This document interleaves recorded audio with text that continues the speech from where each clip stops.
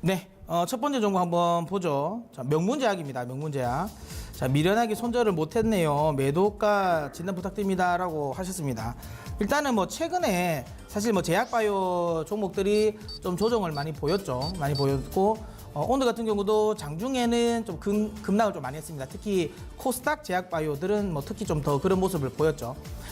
근데 다만 이제 중요한 건 이 막판에 장 막판에 오히려 좀 땡겨서 올라오는 모습을 보였습니다.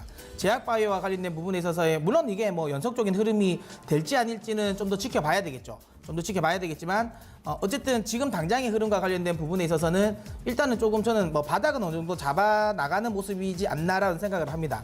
여전히 저는 강조를 드리고 있는 부분 중에 제약바이오 물론 이제 많이 올랐던 그러니까 많이 오르면서 사실 덩다리로 올라갔던 종목들 그러니까 실질적인 수혜가 아님에도 불구하고 실질적으로 거의 뭐 임상 1상도 거의 가지 않았는데 그냥 주요 제약바이오 종목들이 올라가니까 같이 올랐던 이런 종목들은 저는 지금 자리에서는 좀 옥석 가리기가 나올 거라고 생각이 듭니다. 하지만 기본적으로 뭐 매출이라든지 그다음에 신약 관련 스케줄이 좀 확실한 종목들은 전 여전히 상승 추세를 유지할 거라고 보고요.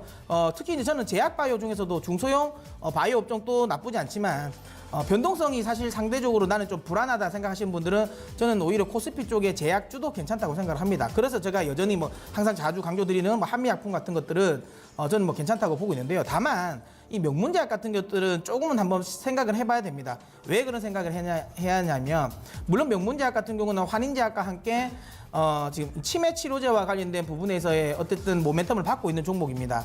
뭐 현 정부가 계속 이제 치매 치료와 관련된 부분에 있어서 정부의 역할을 계속 이제 키워 나가야 된다라고 이야기하기 때문에 당연히 이제 정부 정책 수혜 종목이긴 하죠.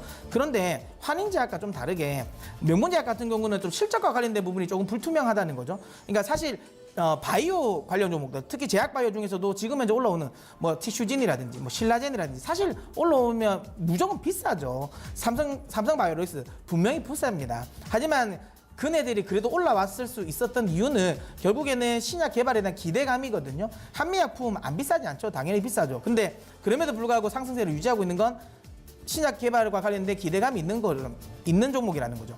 근데 중요한 건 이 제약주 종목, 특히 신약 개발과 관련된 부분에 있어서의 어느 정도 모멘텀이 좀 부족한 종목들은 결국은 실적이 잘 나와야 됩니다. 그러니까 제약주는 지금 명문제약이라든지 환인제약 같은 경우는 분명히 밸류에이션은 굉장히 좋거든요. 그런데 나머지 종목들도 뭐 ST팜이라든지 전체적으로 밸류에이션 괜찮은 종목들이 상대적으로 잘 안 가는 이유는 지금 현재 제약주 같은 경우는 어쨌든 실적이 나오든지 아예 아니면 신약 개발 기대감이 있어야 됩니다. 근데 사실 이 부분은 좀 약하기 때문에 저는 이 종목은 좀 교체를 해 주셨으면 좋겠습니다. 그래서 명문제약 같은 경우는 지금 뭐 손절 라인을 놓쳤다고 하셨으니까 새로운 손절 라인을 정해드리자면 뭐 결국엔 이 라인 정도 되겠죠. 5,500원. 5,500원 이탈되면 저는 매도하셨으면 좋겠는데요. 다만 이건 5,500원 이탈되지 않아도 반등이 나오면 일단 반등시마다 저는 비중을 줄여서 다른 제약주, 특히 신약 관련 스케줄, 신약 관련 모멘텀이 있는 차라리 제약주 쪽으로 갈아타셨으면 전 좋을 거라고 생각됩니다. 목표가는 설정드리지 않겠습니다. 반등시 매도고요. 다만 중요한 건 5,500원이 만약에 이탈된다면 그냥 뭐 뒤도 돌아보지 말고 그냥 매도를 하시기 바랍니다. 네.